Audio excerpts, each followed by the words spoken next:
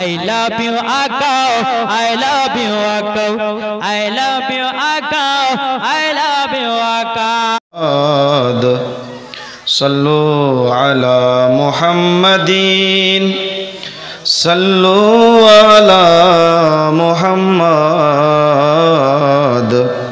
हरदम ज़ुबान से निकालो, हरदम ज़ुबान पाक नामे मुहम्मद। अल्लाहुम्मा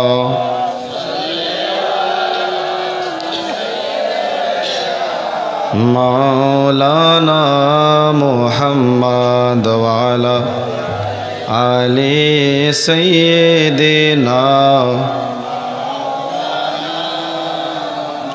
मुहम्मद।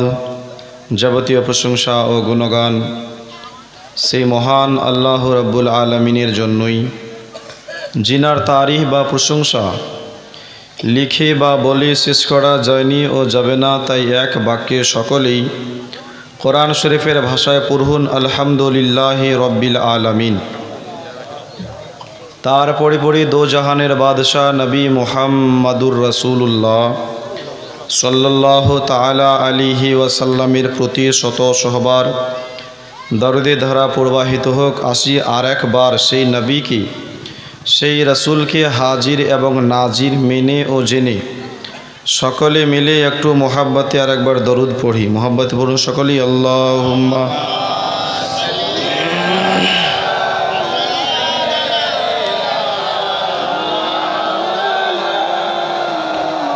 ওয়া আলা আলি সাইয়্যিদিনা।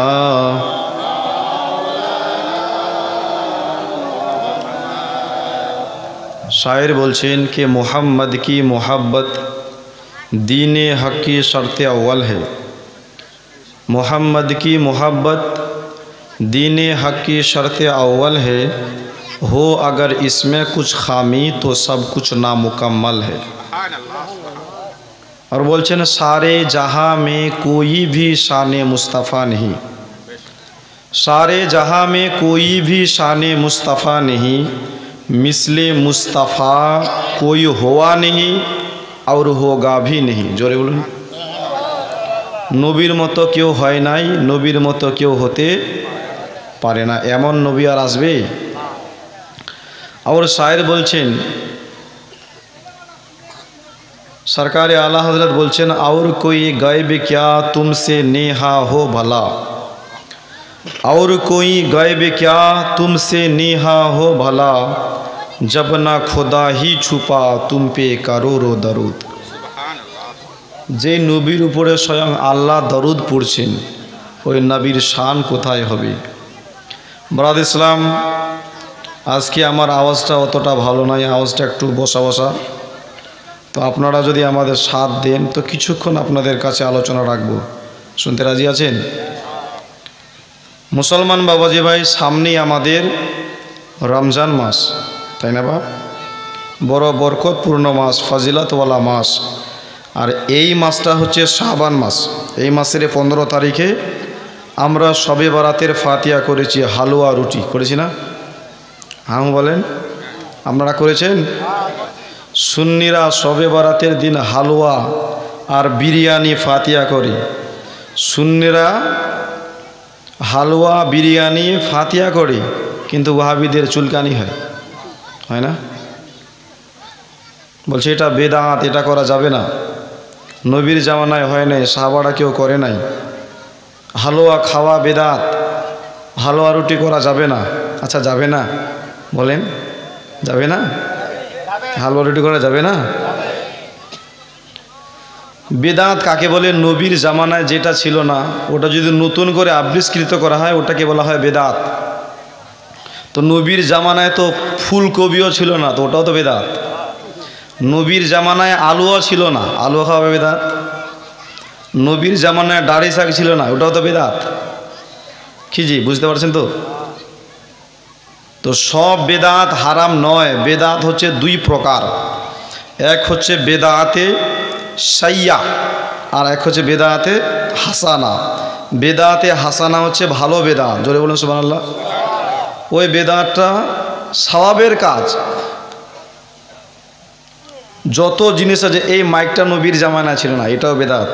ডিজেটা বেদাত। সাইকেল চালাচ্ছি, ওটাও বেদাত। প্লেনে উড়ছি, ওটাও বেদাত। এগুলো ছিল না নবীর জামানায়, ছিল? এগুলো সব নতুন করে আবিষ্কার হয়েছে। আরও কি কি আসবে। তো হালুয়া রুটি করা এটা নাজায়েজ এবং বেদাত নয়। হালুয়া খাওয়া আমার নবীর সুন্নাহ। সুবহানাল্লাহ বলেন। আমার নবী হালুয়া খুব পছন্দ করতেন। আচ্ছা, আলুকে এরা বেদাত কেন বলছে না জানেন? আলুকে বেদাত বলবে না, কবিকে বেদাত বলবে না, শুধু হালুয়াকে বলবে। কারণ একটাই, যে হালুয়ার সম্পর্ক আমার নবীর সঙ্গে। এটাই সহ্য হয় না। আলুর সাথে নবীর সম্পর্ক নাই, কিন্তু হালুয়ার সঙ্গে নবীর সম্পর্ক। এই জন্য বলছে এটা বেদাত, এটা খাওয়া যাবে না। তার মানে কি বুঝলাম? তো ওদের অন্তরে নবীর প্রেম, নবীর ভালোবাসা নাই। আর যার অন্তরে নবীর প্রেম, নবীর ভালোবাসা থাকবে না, ওই লোকটা মুমিন হতেই পারে না। ওই লোকটা মুমিন নয়। তো মুসলমান বাবাজি ভাই, সামনে আমাদের রমজান মাস। এই রমজান মাস আসলেই কিছু মানুষের পেটের গন্ডগোল হয় না? কেন হয়? ও যে রোজা রাখবে না, গ্যাস্ট্রিক, মাথা ব্যথা, পেটে যন্ত্রণা শুরু হয়ে যাবে। আর কয়েকটা দিন পরেই শুরু হয়ে যাবে ওদের। দুনিয়ার মানুষের চোখে ফাঁকি দিতে পারবেন, কিন্তু আল্লাহ আপনার দেখছে না? একজন দেখছে। মুসলমান বাবাজি ভাই, একটা লোক যদি জেনে বুঝে একটা রোজা ছেড়ে দেয়, একের বদলে ওকে 60টা রোজা রাখতে হবে। কয়টা? 60টা। এই রমজান মাসে 3 জন লোক সফর করছিলেন, মুসাফির। এক ছিল মুসলমান, একটা ছিল ঈসাই, আর এক ছিল ইহুদি। এই 3 জন লোক রমজান মাসে সফর করে যাচ্ছেন। যারা সফর করে তাদেরকে কি বলা হয় জানেন? মুসাফির। আমি সফর গিয়ে এসেছি, 100 কিলোমিটার পার হয়ে গেলেই ওই লোকটা মুসাফির। 100 কিলোমিটার অতিক্রম করলেই লোকটা মুসাফির। তো যা ওই 3 বন্ধু সফর করছেন, একজন মুসলমান, একজন ইহুদি, আর একজন ঈসাই। মনে রাখবেন, 3 জনে সফর করে যাচ্ছেন রমজান মাসে। যেতে যেতে সন্ধ্যার সময় এক মুসলমান এলাকায় পৌঁছালো, এক মসজিদ দেখতে পেলেন। তাই 3 বন্ধুই রাত কাটানোর জন্য মসজিদে প্রবেশ করলেন, যে রাত্রে কোথায় যাব, রাতটা মসজিদে কাটাবো, আবার সকাল থেকে এখানে আবার রওনা হব। 3 জনই মসজিদের ভিতরে ঢুকলেন। আর মসজিদের পার্শ্বের লোকেরা 3 জনকেই মুসলমান ভেবে ইফতারের জন্য হালুয়া এনেছে। কি এনেছে? হালুয়া। ঈসাই আর ইহুদি দুজনে গল্প করছে, ভাই মুসলমান সারাদিন খায় নাই, সে রোজা অবস্থায় ছিল। এখন যদি হালুয়াটা খেতে বসি তো সে একাই খেয়ে ফেলবে। একটা কাজ করি, এই মুসলমানকে আমরা 2 জনে মিলে ঠকাবো। মুসলমানকে ঠকাবো অতটা সহজ নয়, মানুষ যতটা ভাবে। একে আমরা ঠকাবো। ঠিক আছে, এরা 2 জনে গল্প করছে। মুসলমানকে ডাকলো, আর ডাকার পর বলছে, ভাই হালুয়াটা যেহেতু এনে দিয়েছে, তো হালুয়াটা আজকে খাবো না, কালকে খাবো। আর আমাদের 3 জনের মধ্যে একটা কম্পিটিশন হয়ে যাক, আমাদের মধ্যে যে সবচাইতে ভালো স্বপ্ন দেখবে হালুয়াটা সম্পূর্ণ সে খাবে। মুসলমান লোকটা বলছেন, তোমরা 2 জন যাতে রাজি, আমিও রাজি। ঠিক আছে, চলো। হালুয়াটা মসজিদের কোনায় রেখে 3 জনে ঘুমিয়ে পড়লেন। সকাল হলো। সকালে উঠে ঈসাই বলছে, আহ এত সুন্দর একটা স্বপ্ন দেখলাম। কি স্বপ্ন রে ভাই?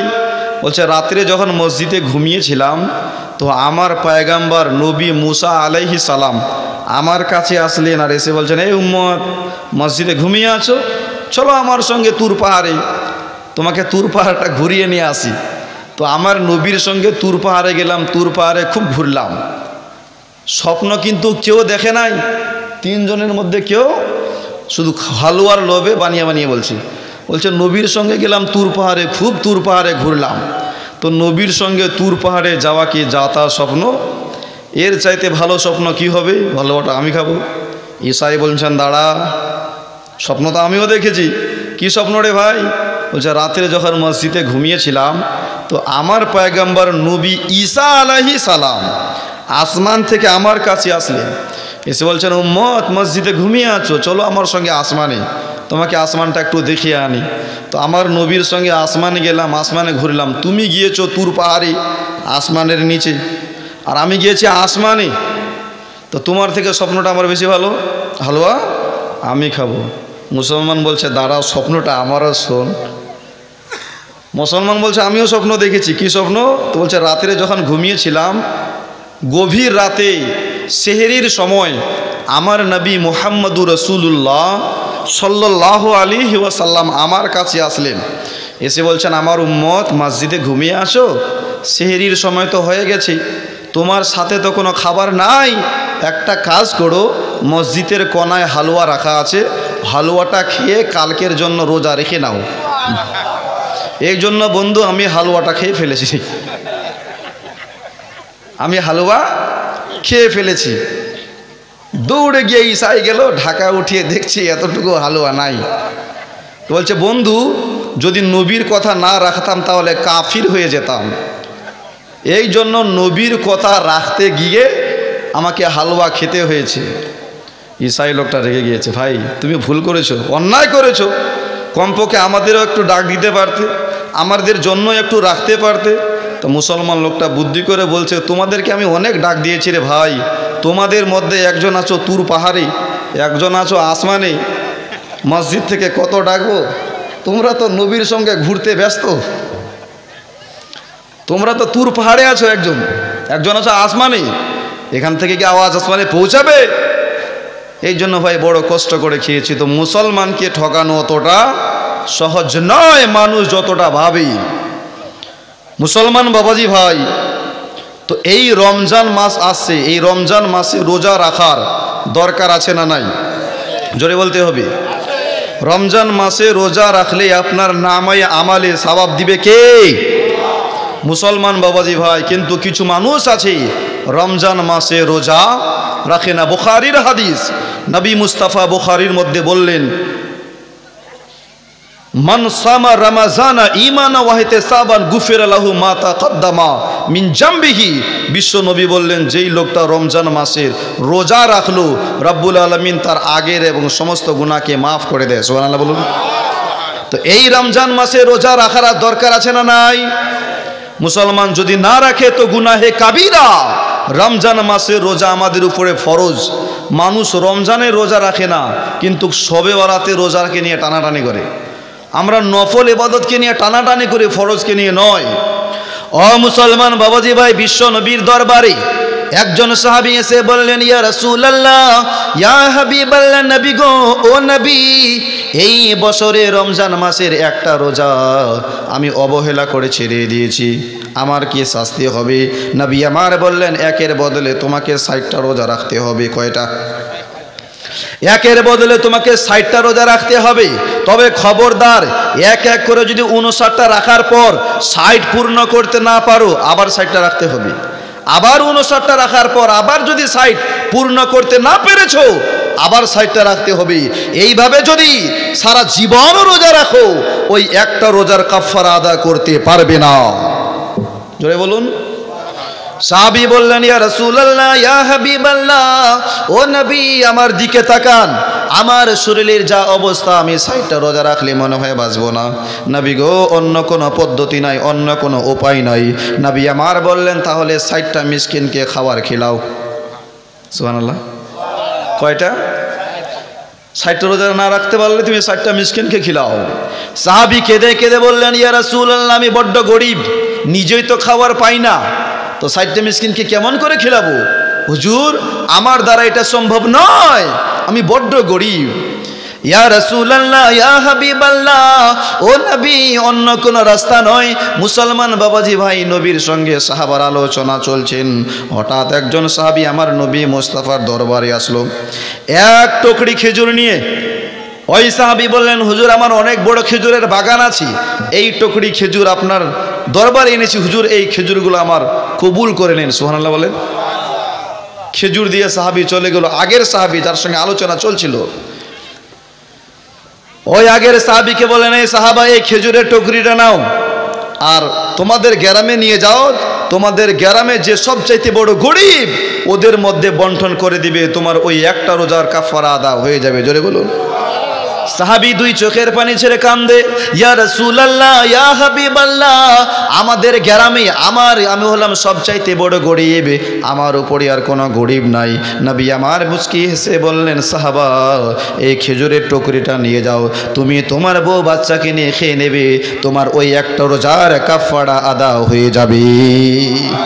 তাই কি বুঝলাম মুসলমান, একটা লোক যদি শরীর ঠিক আছে, স্বাস্থ্য ঠিক আছে, অবহেলা করে যদি ছাড়েন, একের বদলে 60টা রোজা রাখতে হবে। কিন্তু অসুস্থ অবস্থায় যদি ছুটে যায় তো একের বদলে একটাই রাখতে হবে। সুবহানাল্লাহ বলেন। ইসলামটা অত কঠোর নয়, ব্যতিক্রমে ছুটে গিয়েছে তো একের বদলে একটাই রাখতে হবে। অবহেলা করে যদি ছেড়ে দেন, শরীর ঠিক আছে, একের বদলে কয়টা রাখতে হবে? 60টা।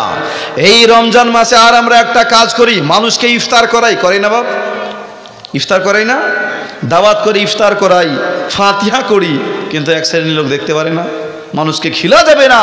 বুখারীর বর্ণনায় নবী বলেছেন, তুতঈমুত তাআম ওয়া তাকরাউস সালাম আলা মান আরাফতা ওয়া মান লাম তারিফ। জোরে বলুন। এক সাহাবী এসে বললেন, হুজুর, মানুষকে খাবার খেলানো কেমন? নবী বললেন, মানুষকে খাবার খেলালে অনেক সওয়াব পাওয়া যায়। সুবহানাল্লাহ বলেন। ও মুসলমান বাবাজি ভাই, মানুষকে খাবার খেলালে অনেক সওয়াব আছে।